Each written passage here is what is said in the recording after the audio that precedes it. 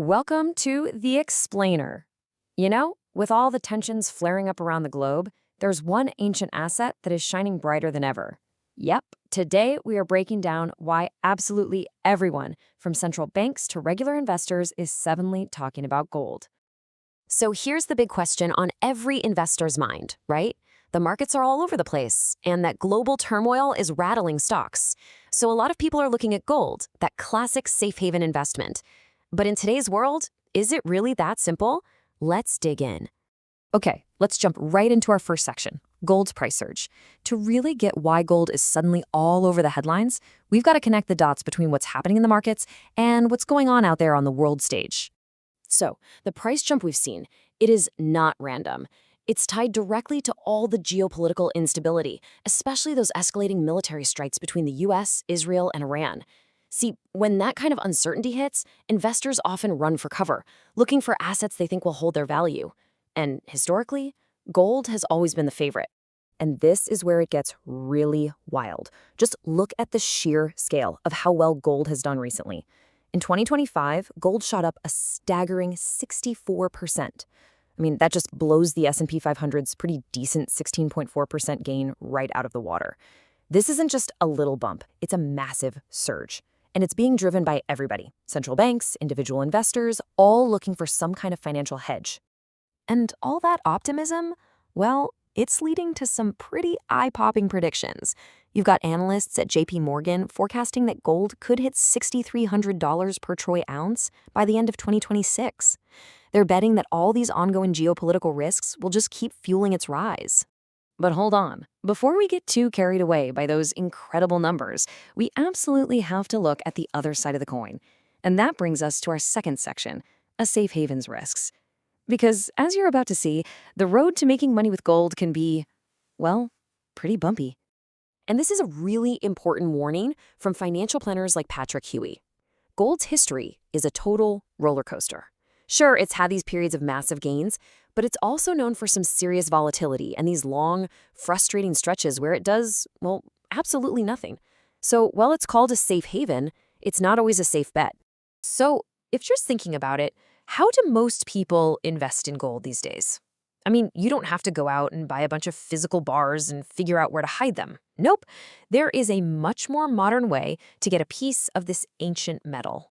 The most common way, by far, is through something called an exchange-traded fund, or ETF. Just think of them like a basket of goodies that trades on a stock exchange, just like a single stock. Gold ETFs are built specifically to track the price of gold, so you get the exposure without the massive headache of actually owning the physical stuff. Okay, but this is where we have to pause, because this is a crucial point. It's a detail so many investors miss until it's way too late. And it's this. Not all gold ETFs are created equal, especially when it comes to paying taxes on your profits. Yep, you heard that right. The way the IRS looks at your gold investment can be totally different from how it sees your stock investments. And believe me, this can have a huge impact on how much money you actually take home. So let's break down exactly what that means. Okay, so this table lays out the three main flavors of gold ETFs. First up, you've got funds like GLD that actually hold physical gold bars. The IRS treats this kind of investment as a collectible, which means your long-term gains get taxed at a max rate of 28%. That's a lot higher than the usual 15 or 20% for stocks. Second, you have funds like DGL that use futures contracts. These are kind of weird because they fall under this special 60-40 tax rule. That means 60% of your gains get the lower long-term rate and 40% get the higher short-term rate, no matter how long you owned it.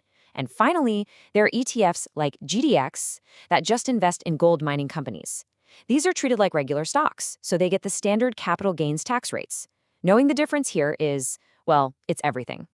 So given all this complexity, the potential for big rewards, the risks, those tricky tax rules, what's the right way to think about where gold fits in a balanced investment strategy? So what's the big takeaway here? This chart really shows you the consensus view from financial advisors. Overwhelmingly, they recommend that alternative investments, and that's the category gold falls into, should only make up a pretty small slice of your overall portfolio. We're talking in the ballpark of 5 to 10%. It's a strategic piece, not the whole pie. So, at the end of the day, the crucial point is this. Think of gold as a tool. It's a tool for diversification that might help protect you when things get rocky. It is not meant to be the centerpiece of your financial plan, and it's definitely not a replacement for a solid, balanced portfolio of stocks and bonds. And that leaves us with one final, much bigger question, doesn't it? Because ultimately, this whole conversation about gold is about more than just money or markets. Its rising price is almost like a barometer for global anxiety. It's a reflection of our collective search for security in a world that feels more and more uncertain. What does it really say about us when we all turn back to an ancient metal for a sense of stability? That's definitely something to think about.